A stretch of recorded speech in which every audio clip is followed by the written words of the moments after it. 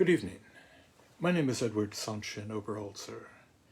I'm the resident priest and guiding teacher here at the Joseph Priestley Zen Sangha in Lewisburg, Pennsylvania. We're part of Empty Moon Zen.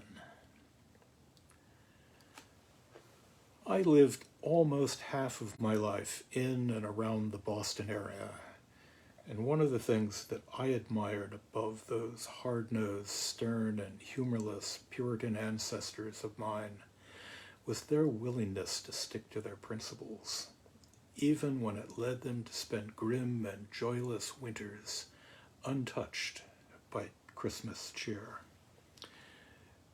No decking the halls with boughs of holly for them.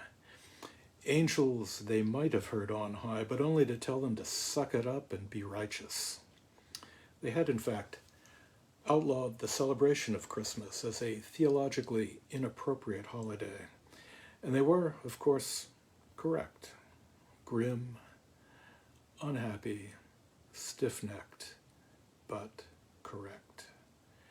Our modern Christmas was an attempt by the Church Fathers millennia before the Puritans to steal the thunder in the deep midwinter from those pagan celebrations that took place around the solstice, and especially that most amusing of pagan celebrations, the Saturnalia, by claiming that date in late December as the birthday of Jesus, a date none of us could ever be certain of.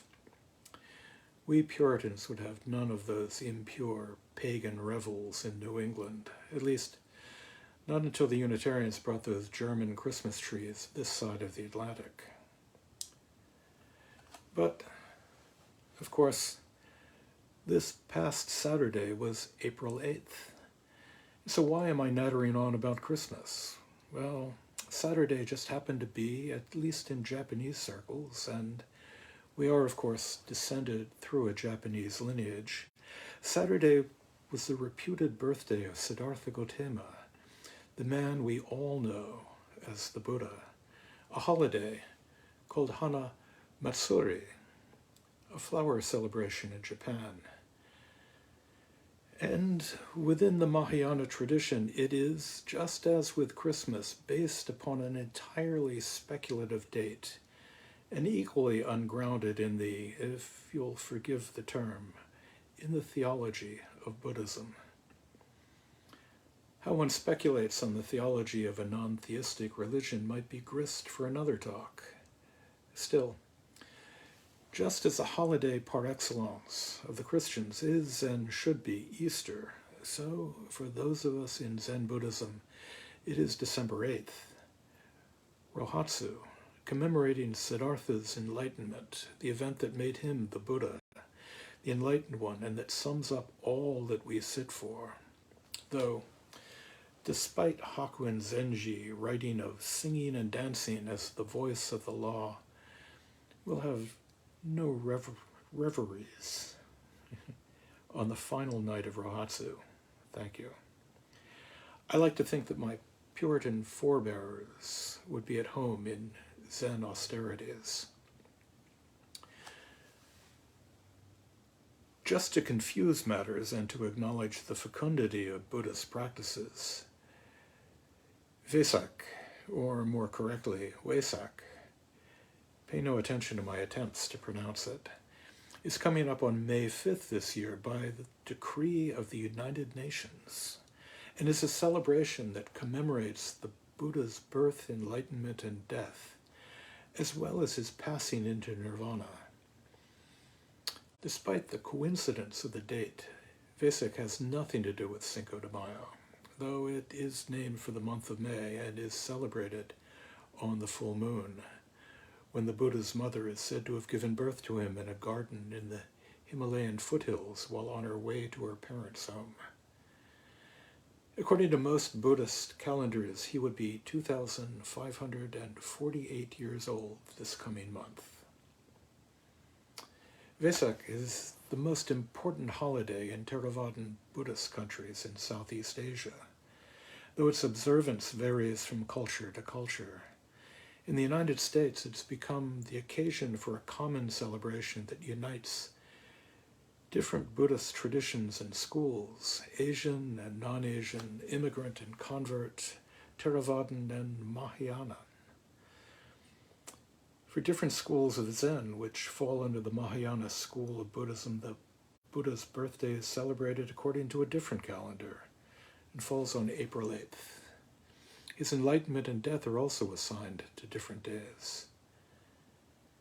Dayan Benaj, the venerable Soto nun who grew up just down the road from here, used to reserve the community room at a retirement community for a birthday party for the Buddha in May, complete with cake and balloons.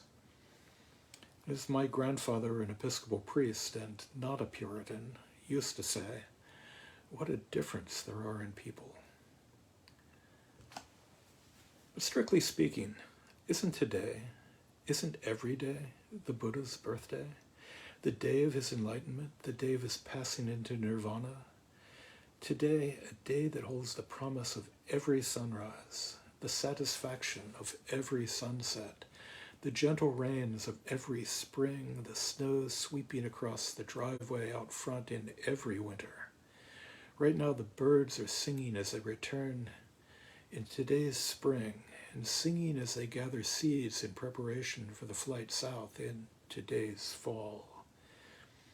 The people walking down the street, hunched over, trying to keep warm and not fall on the ice-covered roads, share that roadway with runners sweating under the noonday sun of summer, all in this one today. Each day, whole and complete, each day, the Buddha's birthday, the Buddha's enlightenment, the Buddha's parinirvana. Each day, every day, empty, boundless, timeless, and eternal. All history culminates today. All future history is engendered here. All wrapped up within this 24-hour span, this one 60-minute hour, this one eternal now. Today, you and I begin our practice, a practice ancient and ancestral, a practice that finds itself in our bones, in our thoughts, in the structures of our body, and that is, at the same time, new and fresh, begun and continued, a practice that is unexplored and fresh and is as old as the hills and as surprising as the daffodils popping up under the detritus of the winter. Here it is, your original face before you were born, for as Dogen tells us in the Genjo Koan, as the myriad things are without an abiding self, there is no delusion, no realization, no Buddhas, no sentient beings, no birth and death. And at one and the same time, the Buddha way leaps clear of the many and the one. Thus, there are birth and death, and all the rest. Birth and death, and no birth and death.